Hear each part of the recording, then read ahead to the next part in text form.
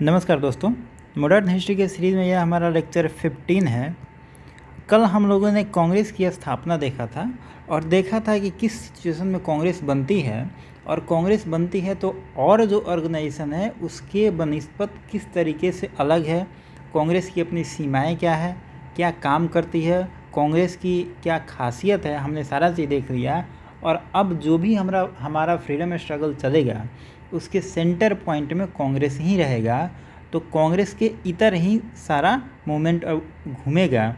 उसी में से एक फेज़ आता है मॉडरेट फेज़, जिसको 1895 से 1905 के बीच में हम देखते हैं। आज इसी के बारे में हम चर्चा करेंगे, क्योंकि अगर हम इसको नहीं समझ पाएंगे तो आगे हमारा जो फ्रीडम स्ट्रगल किस तरीके से चलेगा शायद उसको समझने में थोड़ा सा आपको परेशानी होगी। तो थोड़ा सा हम इस चीज़ को देख लेते हैं। उसके पहले हम थोड़ा सा आज सिलेबस की चर्चा करेंगे। देखिए, सिलेबस में बहुत सारा चीज़ें अभी बाकी है, नहीं आया है, तो वो धीरे धीरे सब आएगा। सिलेबस को इस तरीके से डिज़ाइन किया जाता है कि जो चीज़ें आपको समझ में पहले आनी है वो पहले पढ़ा दिया जाता है। तो अब तक हमने कांग्रेस की स्थापना देख चुका है, अब हम लोग देखेंगे मॉडरेट फेज़। ये 1885 से 1905 तक चलेगा। दूसरा हम बात करेंगे एक्सट्रीमिस्ट, ये चलेगा 1906 से 1919 तक। इसके बाद आएंगे गांधी जी, गांधी नेरा हो जाएगा 1919 से 1947 तक। ठीक है, इसी क्रम में हम चलेंगे और कल हम पढ़ेंगे एक्सट्रीमिस्ट। तो इसमें हम देखेंगे कि जो गरम दल के लोग हैं जैसे कि तिलक, लाला लाजपत राय, ये लोग आएंगे और फिर इसमें सूरत स्प्लिट होगा, बंगाल विभाजन होगा और सब, फिर कांग्रेस सेशन भी होगा, कलकत्ता होगा, बनारस होगा, ये सब देखेंगे। और गांधी नेरा में हम डिटेल देखेंगे, 1919 का एक्ट होगा, फिर साइमन कमीशन, बहुत सारा चीज़ होगा। और लास्ट में 1929 में इसमें हम देखेंगे लाहौर सेशन होगा और उसके बाद धीरे धीरे हम करते 1947 तक पहुँचेंगे और फिर देश आज़ाद कराएंगे। तो थोड़ा सा हमारा सीक्वेंस रहेगा, तो आप भी कभी कभी सिलेबस थोड़ा देखते रहिए, अच्छा रहेगा। और हम धीरे धीरे सारे टॉपिक को कवर करेंगे, तो घबराना नहीं है, सब टॉपिक कवर होगा। तो इसी क्रम में हम आगे बढ़ेंगे। तो आज हम मॉडरेट देख लेते हैं। देखिए, फ्रीडम स्ट्रगल में आपको अब मॉडरेट मिलेंगे और एक्सट्रीमिस्ट मिलेंगे, ठीक है। और इसी बीच आएंगे गांधी जी। जब तक हम मॉडरेट को नहीं पढ़ेंगे, इनके विचारधारा को नहीं समझेंगे, एक्सट्रीमिस्ट के विचारधारा को नहीं समझेंगे, तो गांधी का जो है पाथ हम नहीं समझ पाएंगे। तो गांधी को पढ़ने से पहले हम इन दोनों को बढ़िया से पढ़ेंगे और फिर देखेंगे कि क्या उस समय ज़रूरत थी कि गांधी जी को आना पड़ा और गांधी का विचार कितना प्रासंगिक है, ये सारा चीज़ हम देखेंगे। तो सबसे पहले हमको ज़रूरी है कि मॉडरेट फेज़ को हम देखें। और ये इस टॉपिक का ब्यूटी है कि यहाँ से यूपीएससी बहुत क्वेश्चन पूछता है। यह देखिए थ्योरेटिकल टॉपिक है, यह फैक्चुअल टॉपिक नहीं है, यहाँ पे फैक्ट कम है, यहाँ पे थ्योरेटिकल टॉपिक है यह ज़्यादा है। तो यहाँ से मेंस में तो बहुत ज़्यादा क्वेश्चन बनता है। मेंस के लिए बहुत, मतलब यह जो टॉपिक है मेंस के लिए बहुत बेहतरीन टॉपिक है, यहाँ से खूब सवाल बनता है, बीपीएससी हो यूपीएससी हो। और यूपीएससी इस टॉपिक से प्रीलिम्स का भी सवाल बनाती है, क्योंकि यहाँ पे असर्शन रीजनिंग का क्वेश्चन ज़्यादा बनता है। और अगर बीपीएससी को मन किया कि क्वेश्चन को टफ बनाएं तो आपसे इस टॉपिक से क्वेश्चन बनाएगा। और इस टॉपिक से क्वेश्चन जब भी बनेगा तो वो थोड़ा कंसेप्ट बेस्ड होगा, तो आप इसको बढ़िया से समझें। आज का जितना टॉपिक होगा मेरा, मतलब यही एक टॉपिक होगा, लेकिन हम इसमें जितना पढ़ेंगे सारा समझने वाला पॉइंट है। कल का थोड़ा रटने वाला था, लेकिन आज वाला जो टॉपिक है पूरा समझने वाला है। तो चलिए हम थोड़ा आज का टॉपिक स्टार्ट करते हैं। देखते हैं मॉडरेट फेज। इसका स्टार्ट होता है 1885 से 1905 तक, ठीक है। इसको मॉडरेट कहते क्यों हैं?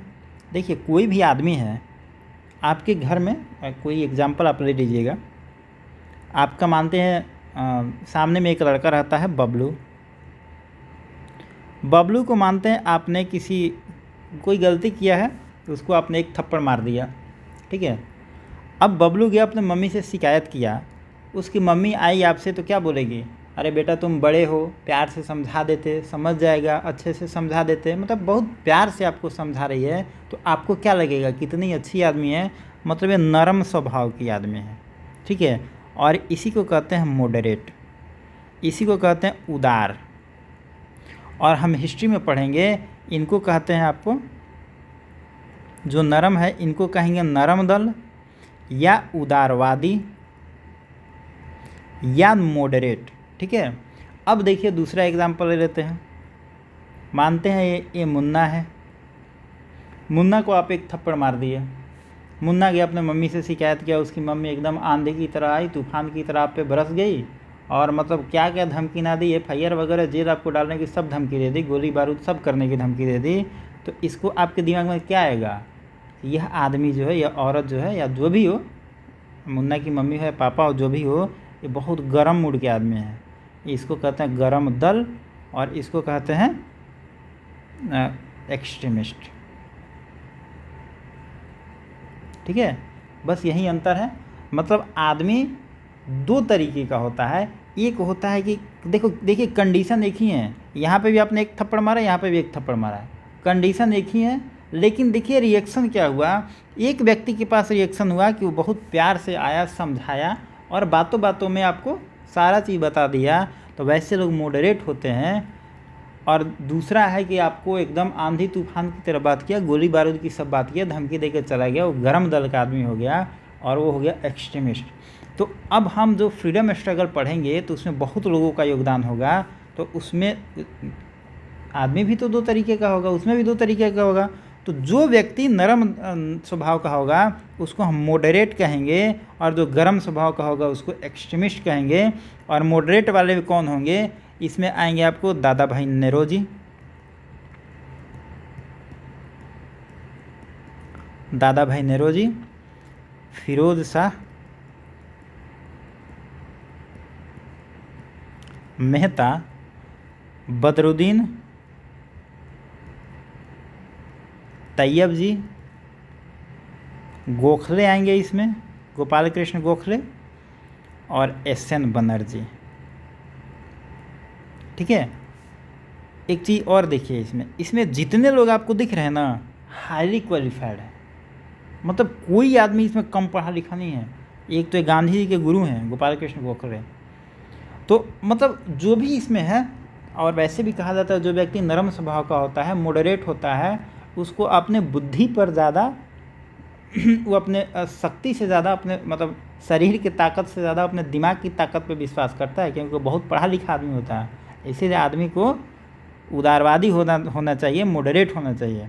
अब देखिए गर्म दल में कौन होंगे, ये होंगे तिलक, बाल गंगाधर तिलक होंगे, तुम मुझे खून दो मैं तुम्हें आज़ादी दूंगा, इस टाइप के लोग इसमें होंगे। और लाला लाजपत राय,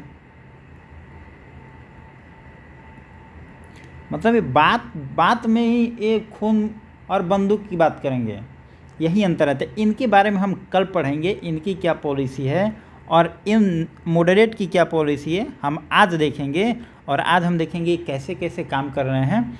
और देखिए इसमें मॉडरेट में एक और चीज़ देखिए, जितना लोग हैं ना सारा लोग विदेश से पढ़े, मतलब मैक्सिमम 80% लोग आप देखेंगे विदेश से पढ़े हैं और बहुत अच्छे घर के हैं, बहुत एलिट फैमिली के हैं।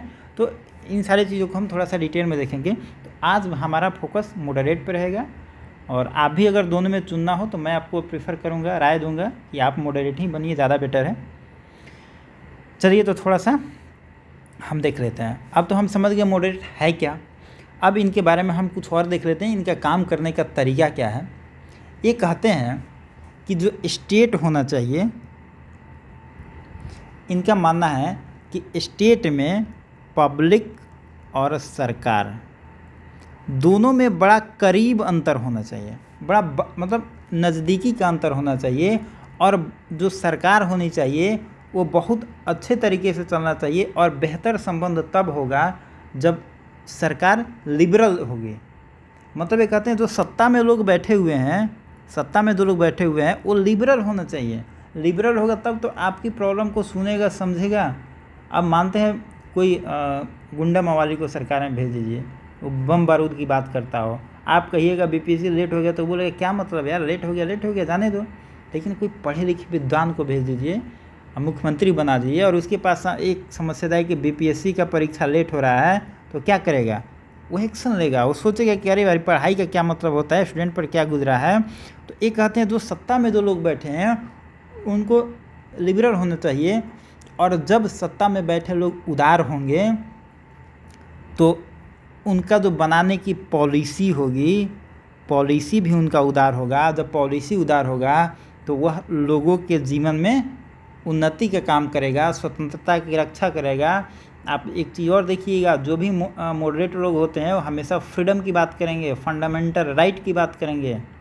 वो अभी जो कश्मीर का इशू होता है तो अभी भी देश में देखते हैं कुछ लोग कहता है कि कश्मीर में जो वहाँ पे बैन लगा है, जो 144 लगे रहता है वहाँ पे, हमेशा उसको बैन किया जाए। वहाँ पे आज़ादी मिलनी चाहिए, वहाँ पे इंटरनेट की सुविधा मिलनी चाहिए। एक ऐसा विचारधारा है देश में, वो कहता है कि नहीं, कश्मीर में सारा बैन करो, 370 लगा दो। इसके चलते कितना वहाँ के लोगों की पढ़ाई बंद हो जाती है। तो अभी भी दो तरीके का विचारधारा है, लेकिन मॉडरेट विचारधारा जो है हमेशा फ्रीडम की बात करेगा, वो आपकी लिबर्टी की बात करेगा, आपकी एजुकेशन की बात करेगा। मतलब अगर हम बात करें तो लेफ़्ट ओरिएंटेड जो लोग होते हैं उनको हम अभी के परिप्रेक्ष्य में जो लेफ़्ट ओरिएंटेड जो लोग हैं उसको लिबरल कह सकते हैं। जो राइट विंग सरकार है अभी जो सत्ता में है उसको हम एक्सट्रीमिस्ट कह सकते हैं।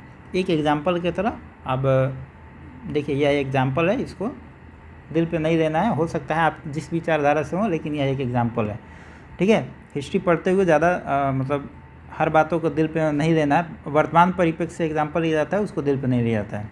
चलिए ठीक है। तो ये इनका कहने का मतलब है कि स्टेट को होना चाहिए लिबरल होना चाहिए। इससे लोगों की फंडामेंटल राइट बचती है, लोगों को लिबर्टी मिलता है और जीवन स्तर अच्छा होता है, ठीक है।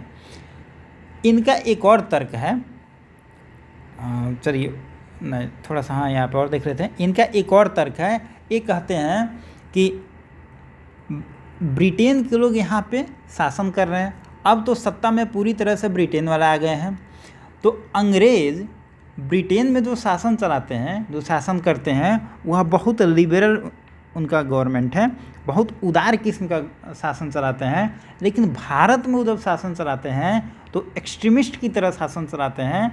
आप यहाँ भी वही पॉलिसी अपनाइए, वही रूल अपनाइए जो आप ब्रिटेन में अपनाते हैं, ये मतलब कह रहे हैं, इनका ये थॉट है, ठीक है। और इसी थॉट के तहत दादा भाई नौरोजी आप देखेंगे, दादा भाई नौरोजी ये कहते हैं कि यह अन ब्रिटिश रूल की संज्ञा देते हैं, अन ब्रिटिश रूल की संज्ञा देते हैं। मतलब ये कहते हैं कि ब्रिटेन में जो शासन चल रही है वो तो अंग्रेज़ चला रहे हैं, ब्रिटिश गवर्नमेंट चला रही है, लेकिन भारत की जो सत्ता चला रही है वो अन ब्रिटिश रूल है, मतलब भारत गैर ब्रिटिश इस सत्ता को चला रही है। तो ये दोयम दर्जा नहीं होना चाहिए। इनका मानना है कि सत्ता तो आप चलाइए, हम आपको इजाज़त देते हैं, हम आपको नहीं भगा रहे हैं, लेकिन आप सत्ता को उसी तरीके से चलाइए जिस तरीके से आप ब्रिटेन में चला रहे हैं। आप रहिए, बने रहिए यहीं पे, लेकिन हमारी भी फ्रीडम को समझिए, हमें भी कुछ समझिए और हमको भी शामिल करिए, ठीक है। दूसरा इनका मांग है कि स्वतंत्रता, समानता तथा कानून का शासन होना चाहिए। आप किसी तरह जिसको जब मन करता है पकड़ के जेल में डाल देते हैं, ऐसा नहीं होना चाहिए। आप एक मतलब रूल बनाइए और रूल के तहत मतलब उसको इम्प्लीमेंट करिए। हर व्यक्ति की स्वतंत्रता समान होनी चाहिए, सबके पास समानता होनी चाहिए और कानून का शासन होना चाहिए। ये मतलब ब्रिटिशर से डिमांड कर रहे हैं कि ऐसा होना चाहिए, ठीक है। तो यह अब हम समझ गए कि उदारवादी क्या है और इनका थॉट प्रोसेस क्या है, ये कैसे काम करते हैं। अब चलिए, हम जब कांग्रेस 1885 में बन जाएगी तो यह बनने के बाद ये मांग क्या करेंगे। बहुत आरोप लगेगा कांग्रेस पे कि कांग्रेस जो है कुछ काम नहीं करेगी, 3 दिन का तमाशा होगा, ये सब आगे हम देखेंगे। वो जो एक्सट्रीमिस्ट लोग हैं इस पर आरोप लगाएंगे, लेकिन उन आरोप लगाने के पहले हम इन लोगों की समीक्षा करेंगे, देखेंगे कि वास्तव में ये काम कितना कर रहे हैं, इनका काम कितना जायज़ है। तब तो हम एक बिंदु पर पहुंचेंगे कि हाँ सही है कि गलत है। तो पहले हम इनकी काम देख लेते हैं, उसके बाद इनका मूल्यांकन करेंगे, पॉजिटिव और नेगेटिव सब मूल्यांकन करेंगे, फिर हम एक निष्कर्ष पे पहुंचेंगे कि इनका किस तरीके का काम था। तो चलिए अब हम देखते हैं, जब कांग्रेस की स्थापना हो जाती है तो हम देख रहे हैं कि हर साल इनका मीटिंग होगा, मुंबई में होगा, कलकत्ता में होगा, मद्रास में होगा, इलाहाबाद में होगा। तो ये सब मीटिंग में एक क्या मांग रखेंगे और अंग्रेज़ों से क्या मांगेंगे। तो पहला अगर हम देखते हैं इनकी जो मांग होगी, उन मांग को हम 2-3 स्तर में बांटेंगे। पहला होगा राजनीतिक स्तर पे, मतलब पॉलिटिकल लेवल पर इनकी जो मांग होगी उसको हम पहले देखेंगे। यह कहेंगे कि जो सिविल सेवा है उसका भारतीयकरण किया जाए। देखिए मैं पूरा चीज़ नहीं लिखूंगा क्योंकि बहुत टाइम लगेगा, तो मैं बोल दे रहा हूँ, आप थोड़ा सा लिख लेंगे पॉज करके। सिविल सेवा का भारतीयकरण करना मतलब है कि ब्रिटेन के लोग यहाँ पे ऑफिसर बन के आते हैं उच्च पद पे, ये कह रहे हैं कि उच्च पद पे भारत के लोगों को भी शामिल किया जाए, और यही इंडियनाइजेशन हो गया, मतलब भारत के लोगों को उच्च पद पर भेजा जाए और उनको भी शामिल किया जाए। सिर्फ ब्रिटिशर्स को आप भेजते हैं, ये बात ठीक नहीं है। सिविल सेवा में भी हमारी बराबरी करिए, हम भी वहाँ पे आना चाहते हैं, ठीक है। दूसरा ये कहते हैं कि जो शक्ति है सरकार के पास, मतलब जो गवर्नर के पास, जो वायसराय के पास उसमें पावर थी, सारा पावर उसी के पास है। ये कहते हैं पावर का डिसेंट्रलाइजेशन किया जाए। सारा पावर गवर्नर जनरल वायसराय लेके आपस में अपने पास बैठा हुआ है। आप छोटे छोटे म्यूनिसिपैलिटी को भी पावर दीजिए। जैसा कि अभी आप देखते होंगे पंचायती राज सबसे बेहतरीन उदाहरण है। कहा जाता है पंचायती राज को इसीलिए बनाया गया क्योंकि पावर का डिसेंट्रलाइजेशन हो सके। तो देखिए इसकी बात तो उस समय उदारवादी कर रहे हैं, मॉडरेट कर रहे हैं। ये कह रहे हैं कि पावर एक जगह सेंट्रलाइज नहीं होना चाहिए, यह गलत है। मतलब इनकी पॉलिसी आप देखेंगे तो बहुत अच्छी इनकी पॉलिसी है। और देखिए हिस्ट्री में पॉलिसी इतना बढ़िया होता है कि आप क्रिटिसिज्म किसी का भी करें, लेकिन थ्योरी सबका पढ़िए। थ्योरी इतना बढ़िया होता है कि आप पढ़ेंगे तो आपको थॉट प्रोसेस से प्यार हो जाएगा।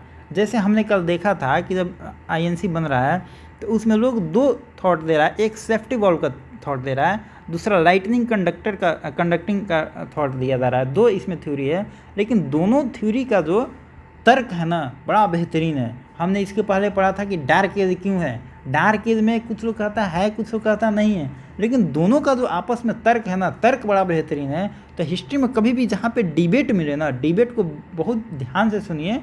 उसमें तो लॉजिकल बात होती है, बहुत इंपॉर्टेंट होती है, और वहीं से आपका कंसेप्ट बिल्डिंग होता है। और जितने ज़्यादातर क्वेश्चन जो पूछे जाते हैं कंसेप्चुअल, इसी सब टॉपिक से आते हैं। तो इस टॉपिक को आप ध्यान से देखिए, ये तर्क बड़ा इंपॉर्टेंट होता है इसमें। तो देखिए डिसेंट्रलाइजेशन की बात हम अभी करते हैं कि पंचायती राज में होना चाहिए, यह उस टाइम कर रहे हैं। सोचिए कितना विजन वाले हैं, कितने पढ़े लिखे लोग हैं, कितने विद्वान आदमी हैं कि डिसेंट्रलाइजेशन की बात उस समय कर रहे हैं।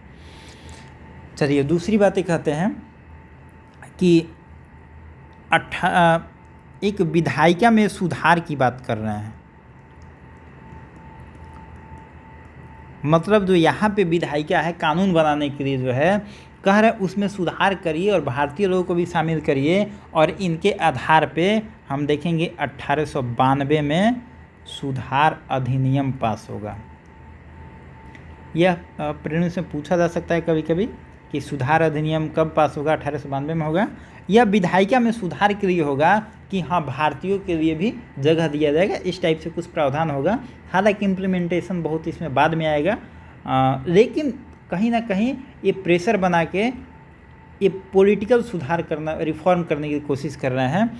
जैसे देखिए राजा राम मोहन राय लगे हैं बहुत पहले से, लेकिन रिफॉर्म आता है बाद में। वैसे ही ये लोग भी लगे हैं पॉलिटिकल रिफॉर्म लाने में, लेकिन आता है रिफॉर्म बाद में, लेकिन ये लगे हुए हैं, इनकी विजन बहुत बड़ी है। और दूसरा हम बात करें तो इसी कड़ी में हम देखेंगे कि 1905 में जब गोखले ने पहली बार स्वशासन शब्द का प्रयोग किया। स्वशासन शब्द का प्रयोग पहली बार गोखले ने किया। यह एग्ज़ाम में कई बार पूछा जाता है कि स्वशासन मतलब अपना स्वराज जो है, अपने आप शासन करना। स्वशासन मतलब अपना शासन, स्वराज जिसे कहते हैं।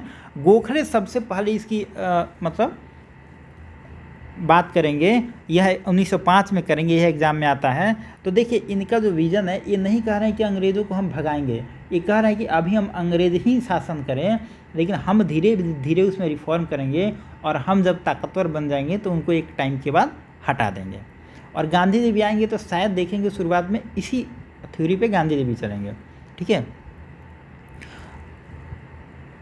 तो ये सब रहा, और उसके बाद हम देख लेते हैं इनका थोड़ा, ये तो पॉलिटिकल मांग हो गया, अब थोड़ा आर्थिक मांग इनका देख लेते हैं।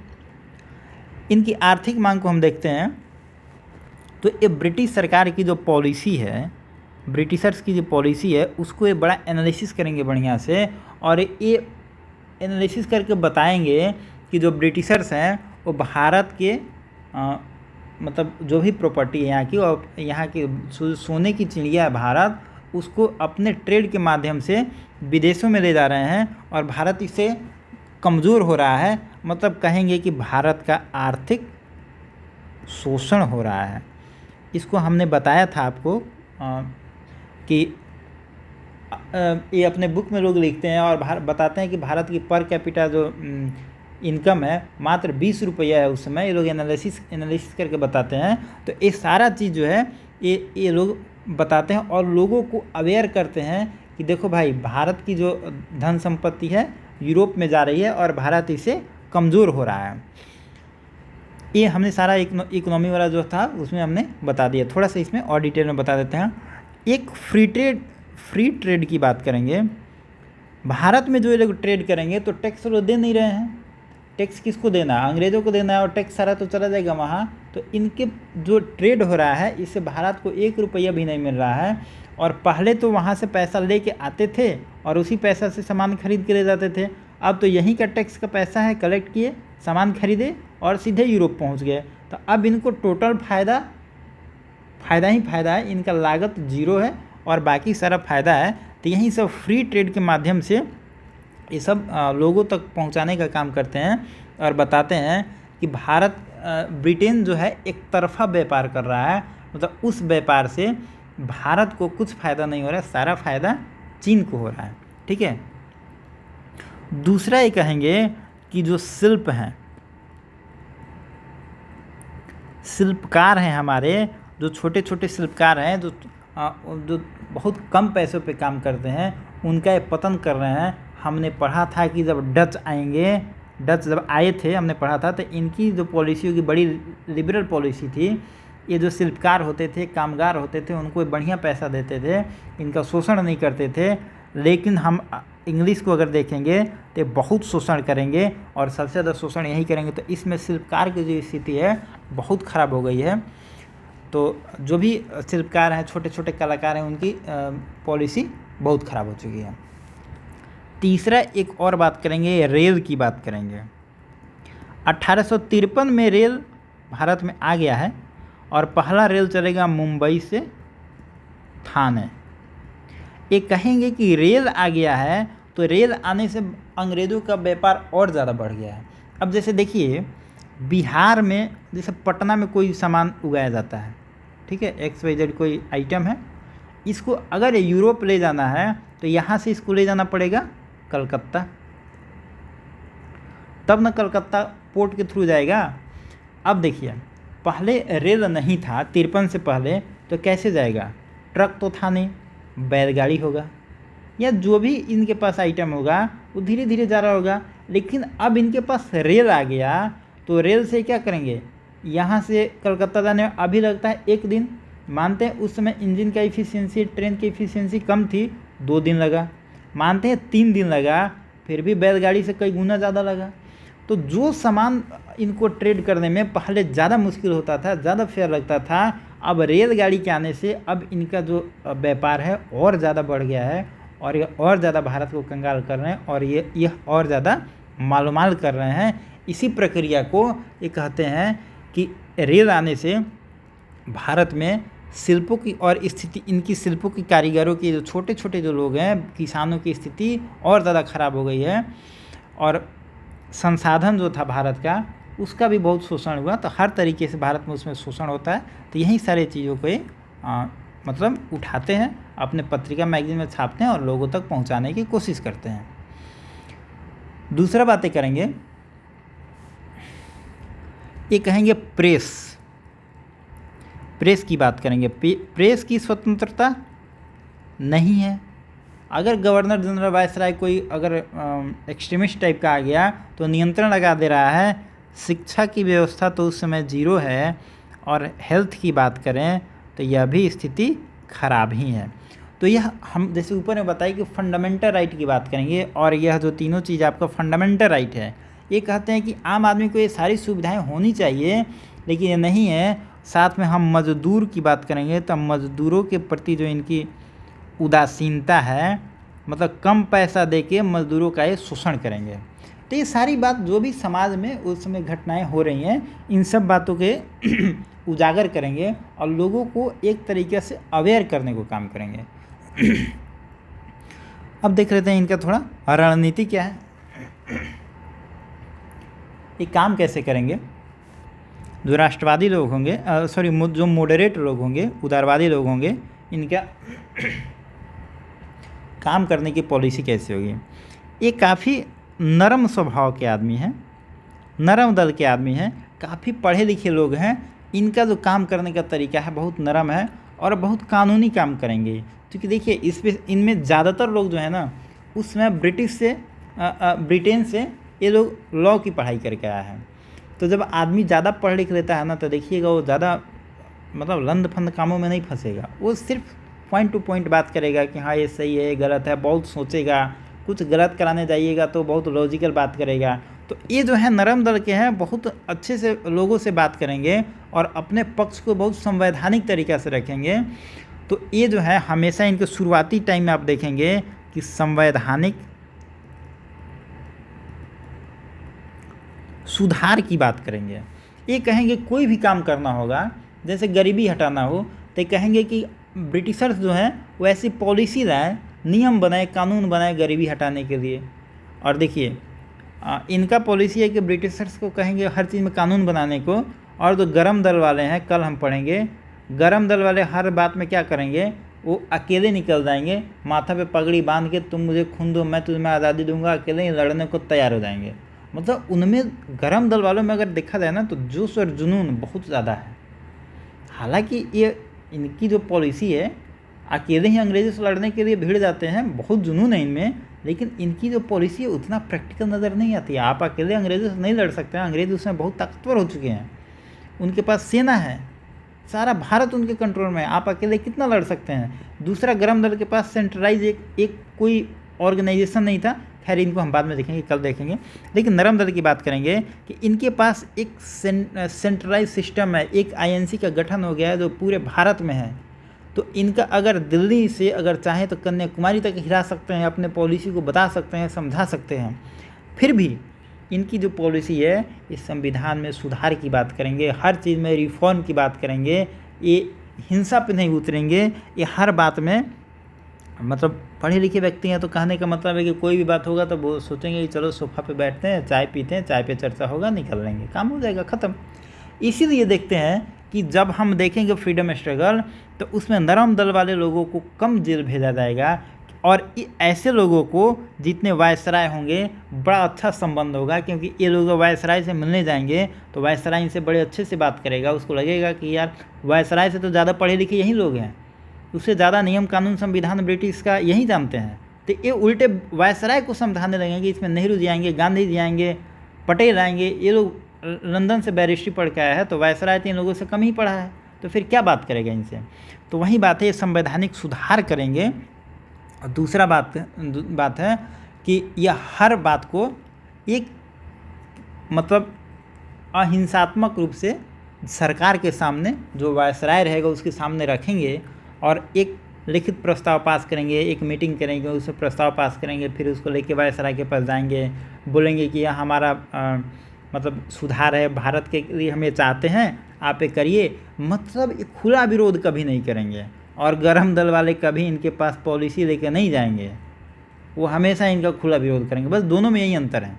तो ये हमेशा एक पॉलिसी से अहिंसात्मक तरीके से अपना पक्ष रखने की कोशिश करेंगे। तो यह थोड़ा सा फंडामेंटल दोनों में डिफरेंस है।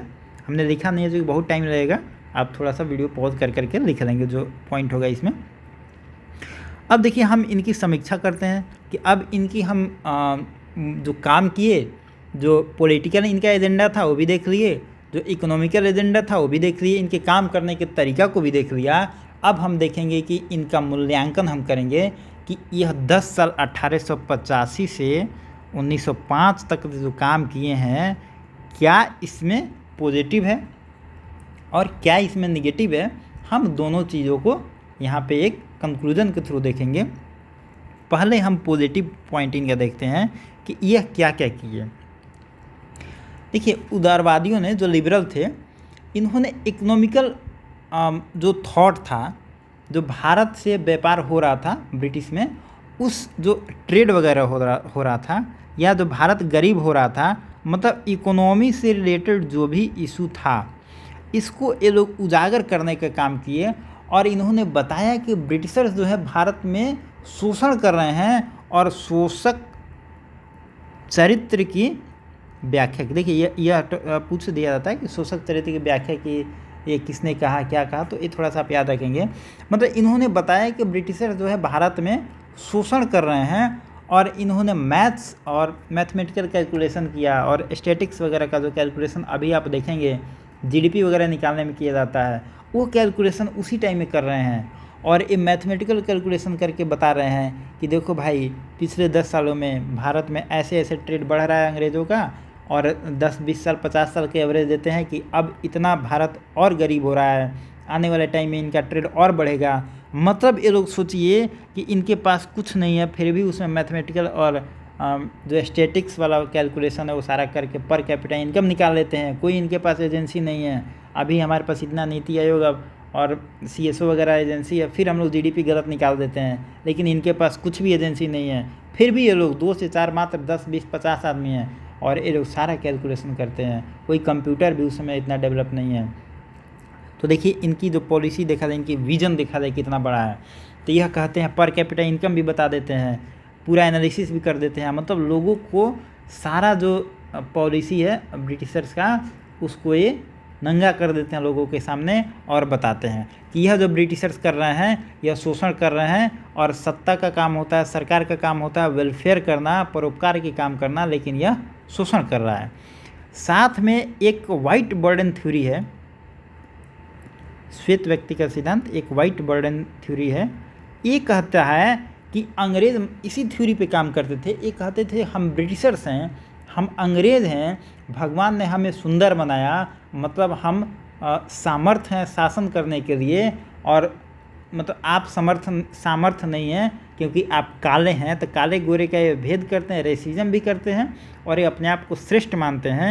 और यही वाइट बर्डन थ्योरी है कि अपने आप को श्रेष्ठ मानते हैं, मतलब कालों की अपेक्षा ये मतलब इंडियन को ये काले ही मानते हैं, उनके अपेक्षा तो काले ही हैं लोग, तो ये लोग काले ही मानते हैं। लेकिन इनका जो थ्योरी है ये थोड़ा सा बड़ा गलत तरीक़ा से है। तो इन सारी बातों के बताते हैं। दूसरा बात हम करेंगे कि यह जो लिबरल लोग हैं, इनकी काम करने की पॉलिसी है कि यह जातीयता से ऊपर है। जातीयता, धार्मिकता, कल हमने बताया था इनका काम करने का नेचर जो सेकुलर है, और क्षेत्रीयता। इन 3 चीज़ों से ये ऊपर उठ चुके हैं। और कांग्रेस में हम देखेंगे जातीयता का कोई वैल्यू नहीं है। मतलब कि पहला अध्यक्ष बनते हैं WC बनर्जी, दूसरे बनते हैं नेहरू जी, और उसके बाद हम देखेंगे कि एक अंग्रेज़ को बनाया जाएगा, और उसके बाद हम देखेंगे कि एक मुसलमान जो बनेंगे उनको बनाया जाएगा। तो कहीं ना कहीं एक ये जो नेचर है इनका काम करने का, मुसलमान भी रहेगा, हिंदू भी रहेगा, पारसी भी रहेगा, जैन भी रहेगा, तो कहीं ये जातिवाद नहीं करते हैं। बस इनको पढ़े लिखे लोग चाहिए, समझदार लोग चाहिए, जो भारत के आर्थिक हित को समझे और लोगों तक बताने की कोशिश करें। दूसरे धार्मिक वाला एंगल इनके पास कहीं नहीं है। हम कांग्रेस का जितना अगर 47 तक हम देखें, अगर लिबरल जो लोग हैं, इनके बारे में हम देखेंगे, धार्मिकता का इन पर कहीं आरोप नहीं लगेगा। चाहे वो नेहरू का फेज हो, गांधी का फेज हो, या हम उनके पहले का फेज हो। तो कांग्रेस का आप जब भी बात करेंगे तो इसमें धार्मिक वाला एजेंडा कहीं नहीं दिखेगा आपको। दूसरा है रीजनलिज्म की बात नहीं होगा, क्षेत्रीयता की बात नहीं होगी। हम पहला कहाँ देख रहे हैं? बॉम्बे में। उसके बाद कहाँ देख रहे हैं? कलकत्ता। उसके बाद मद्रास। उसके बाद कहाँ हुआ? यूपी में हुआ कौन है, इलाहाबाद। तो कहीं ना कहीं हम देख रहे हैं एक ऑल इंडिया सेटअप पे इनकी चर्चा हो रही है, और ये क्षेत्रीयता की बात नहीं करते हैं, एक ऑल इंडिया लेवल की बात करते हैं। तो ये सब इनकी ब्यूटी है, ठीक है। तो यही सब कुछ बात है, इनका जो पॉजिटिव पॉइंट है हम देख लिए। अब थोड़ा सा हम देख लेते हैं, अब एक इतना दिन काम किए हैं तो कुछ ना कुछ नेगेटिव पॉइंट भी होगा, तब तो हम एक कंक्लूजन ड्रॉ करेंगे। इनका नेगेटिव पॉइंट इनका है कि देखिए, कहा जाता है कि इनका जो जनाधार था सीमित था। देखिए, पॉजिटिव पॉइंट हमने पढ़ा तो लगा कि बहुत मतलब इम्पोर्टेंट टॉपिक है, मतलब बड़ा बढ़िया तर्क है, लेकिन जब नेगेटिव पढ़ेंगे वो भी लगेगा बड़ा इनका मतलब अच्छा तर्क है। देखिए अब कैसे इनका कहा जाएगा कि जनाधार बहुत सीमित है। हालांकि इनका ऑल इंडिया सेटअप है, ऑल इंडिया में इनकी संस्था बढ़ रही है हर जगह, लेकिन इनका जनाधार जनता में नहीं है।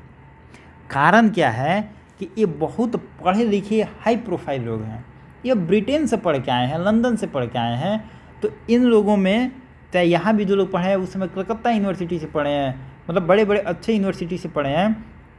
तो ये जो लोग हैं इनकी जो पढ़ाई, उसमें जो पढ़ाई होती थी इंग्लिश होती थी, तो ये इंग्लिश मीडियम से पढ़े हैं ये लोग। और भारत की जनसंख्या बहुत मतलब ये थी, क्या कर सकते हैं उसको, लिटरेसी बहुत कम थी, तो भारत के लोगों से कनेक्ट नहीं कर पाते थे।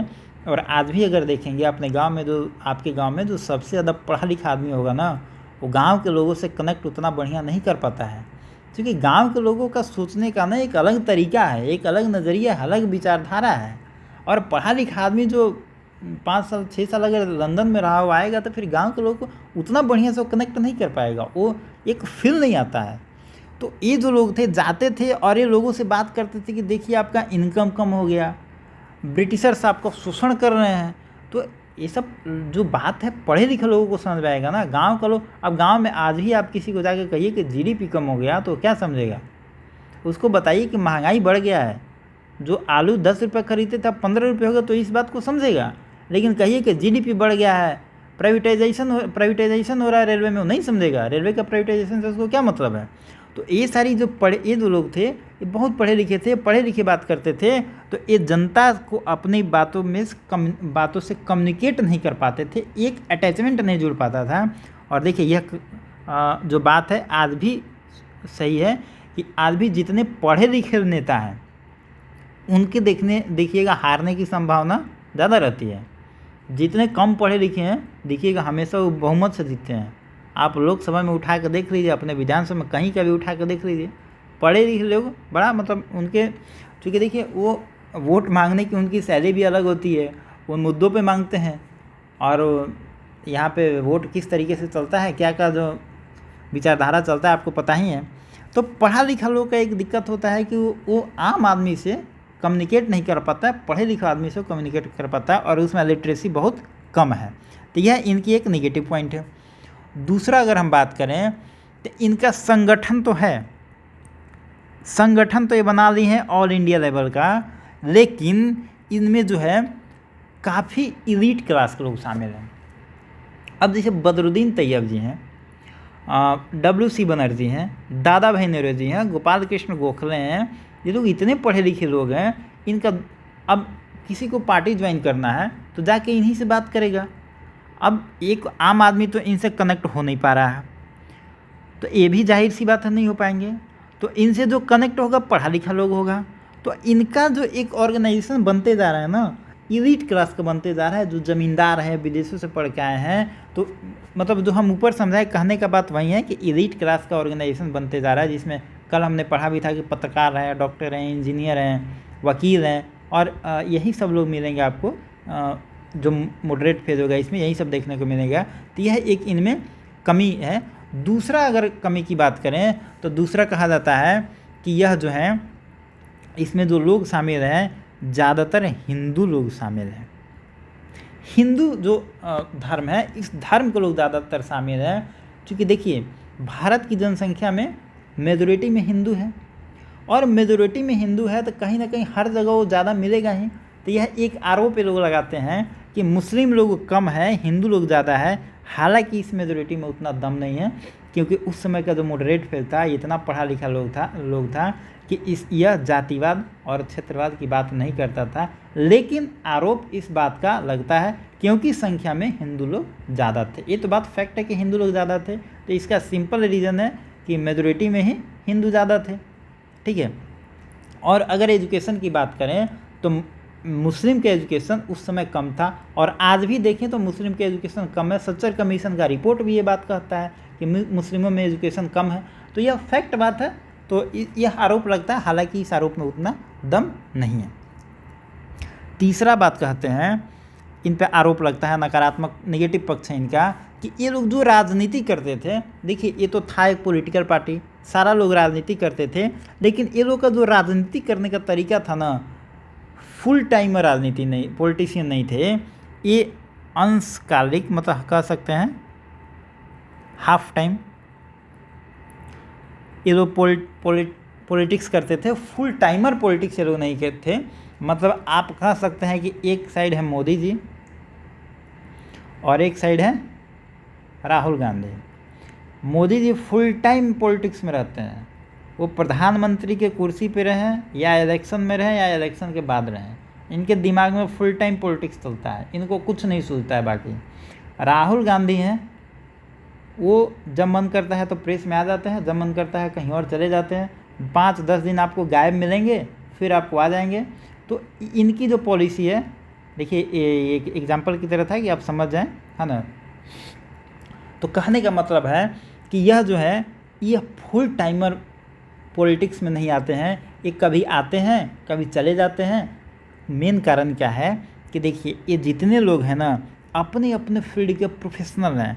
कुछ इंजीनियर हैं, कुछ डॉक्टर हैं, कुछ एडवोकेट हैं, और कुछ जो भी है, मतलब कुछ पत्रकार हैं, जो भी अपने फील्ड के बहुत पढ़े लिखे लोग हैं, और कहीं ना कहीं ये कुछ काम धाम कर रहे हैं।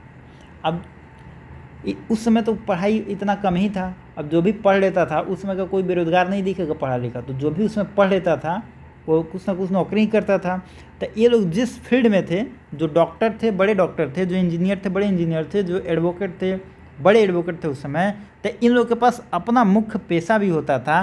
तो अब घर चलाने के लिए राजनीति से तो उसमें पैसा मिलता नहीं था। ऐसा तो था नहीं कि आप गए आप फीता काटने, चाहे कुछ आपको भत्ता वगैरह कुछ मिलना होना तो है नहीं, ना पेंशन था। तो भाई घर चलाने के लिए, परिवार चलाने के लिए क्या करिएगा।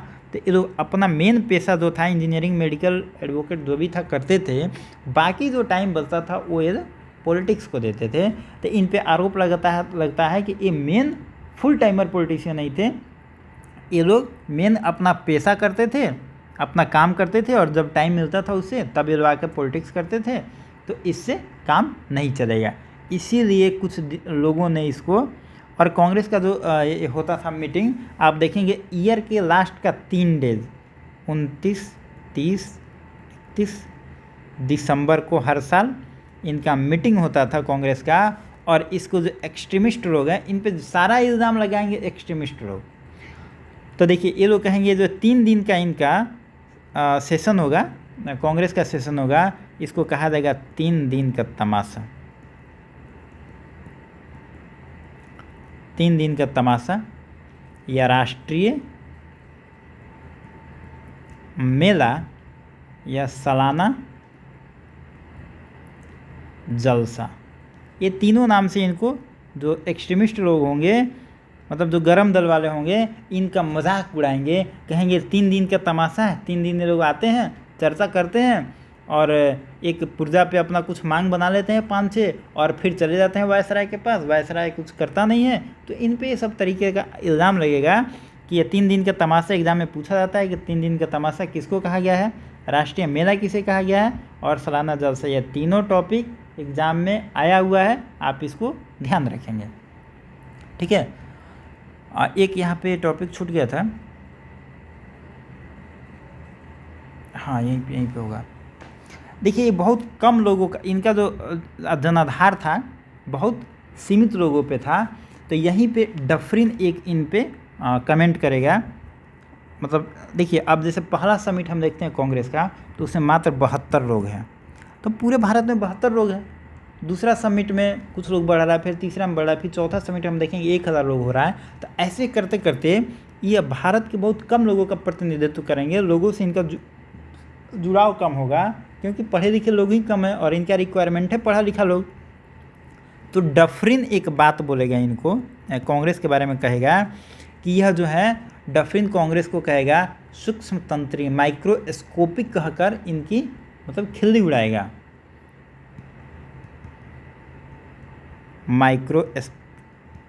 सूक्ष्म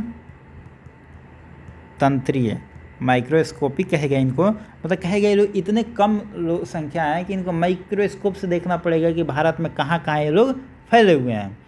तो यह एग्जाम में पूछा जाता है कि यह स्टेटमेंट किसका है, तो आप याद रखेंगे यह स्टेटमेंट डफरिन का है। ठीक है, यह हो गया। हाँ, 3 दिन का तमाशा हो गया, ये सब आप याद रखेंगे, एग्जाम में ये तीनों पूछा जाता है कि यह किसके संदर्भ में कहा गया है, किसको कहा गया है।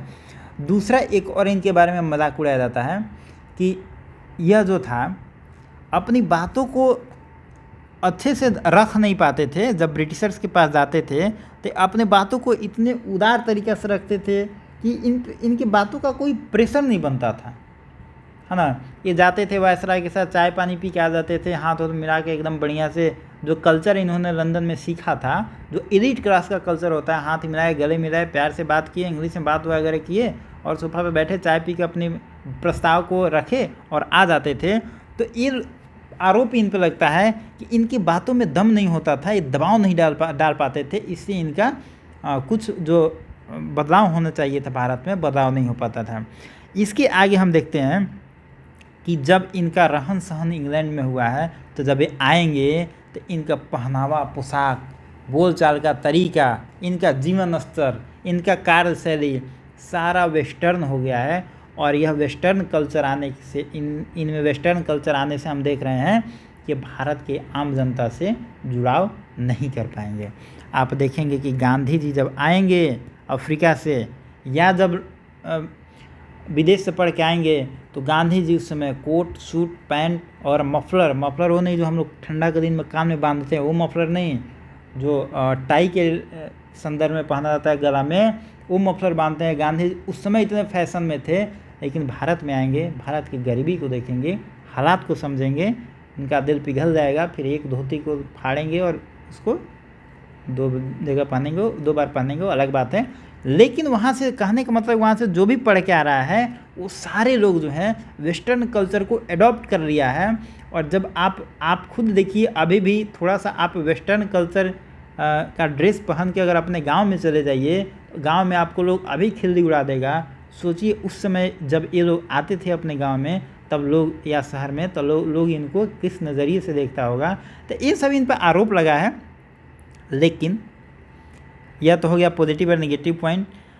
कल हम पढ़ेंगे जो एक्सट्रीमिस्ट विचारधारा है।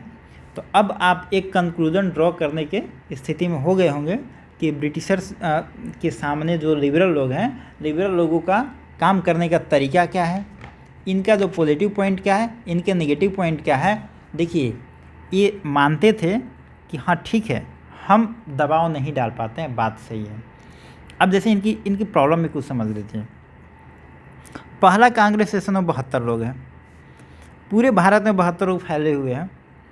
और ये लोग अगर कहें कि हम अंग्रेज़ों से मुकाबला करेंगे, अंग्रेज़ों के पास फौज बड़ी हो गई है, पूरा सत्ता हो गया है, पूरा नियंत्रण हो गया है। अब बताइए 72 लोग अंग्रेज़ों से तुलना कर सकता है, मुकाबला कर सकता है? नहीं करेगा। इनका मानना था कि हम अपनी बातों को धीरे धीरे उनके सामने रख रहे हैं और उनकी कमियों को हम पब्लिक के सामने रख रहे हैं। पब्लिक को हम धीरे धीरे अवेयर करेंगे, लोगों को अपने पक्ष में लाएंगे, और एक टाइम आएगा जब लोग पक्ष में आ जाएंगे, फिर हम उनको आंदोलन करेंगे और उनको हम आंदोलन से बाहर निकाल देंगे। इनका जो लॉन्ग टर्म पॉलिसी है, और जो एक्सट्रीमिस्ट वाले आएंगे उनके बारे में हम कल पढ़ेंगे। वो माथा पे कफन बांध के निकलेंगे और एक हाथ में बंदूक और एक हाथ से पगड़ी बांधेंगे, तुम मुझे खून दो मैं तुम्हें आज़ादी दूंगा करते हुए। और उनका होगा कि मतलब हम अकेले ही आज़ादी लड़ लेंगे। उनका गजब हौसला जुनून अलग लेवल का है, उनके बारे में हम कल पढ़ेंगे। उनका भी जो आप पढ़ेंगे तर्क बड़ा बढ़िया होगा, और उनके बारे में हम कल पढ़ेंगे, उनका भी क्लास बहुत इंटरेस्टिंग होगा। तो देखिए हिस्ट्री में यही है कि हर टॉपिक अपने आप में बहुत इंटरेस्टिंग है, हर टॉपिक की अपनी महत्ता है। आप नहीं कह सकते हैं कि इनकी पॉलिसी ख़राब थी या इनकी पॉलिसी उतनी अच्छी थी, सबका पॉलिसी अच्छा है।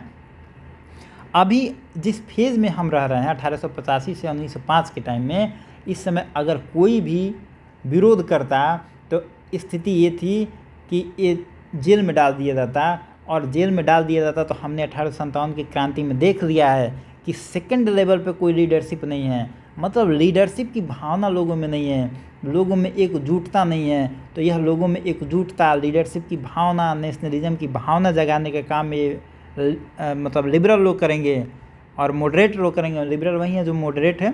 आजकल लिबरल को बहुत मतलब कभी कभी देखिएगा तो गाली दिया जाता है कि हम लिबरल को बहुत तरीके से नाम से बुलाया जाता है। तो देखिए क्या परिस्थिति आ गई कि लिबरल होना सबसे अच्छा बात है, मॉडरेट होना सबसे अच्छा बात है, और उसी को आज की परिस्थिति में लोग दूसरे तरीक़े से बोलता है। तो यही अंतर है इतिहास पढ़ने में, समझने में और उसको जीवन में उतारने में। तो यह जो टॉपिक था बहुत समझने वाला था। तो चलिए मैं उम्मीद करता हूँ कि मेंस में इस टाइप से जो क्वेश्चन बनेगा आप उसको अच्छा से डील करेंगे और लिखने में आपको अब तो हमको जहाँ तक लग रहा है कि उधर मॉडरेट के बारे में आपको समझने में कोई परेशानी नहीं हुई होगी। तो चलिए मिलते हैं नेक्स्ट वीडियो में। कल पढ़ेंगे एक्सट्रीमिस्ट और उसमें देखेंगे हम बंगाल का विभाजन होगा, और ये सब टॉपिक हम कल देखेंगे। Thank you.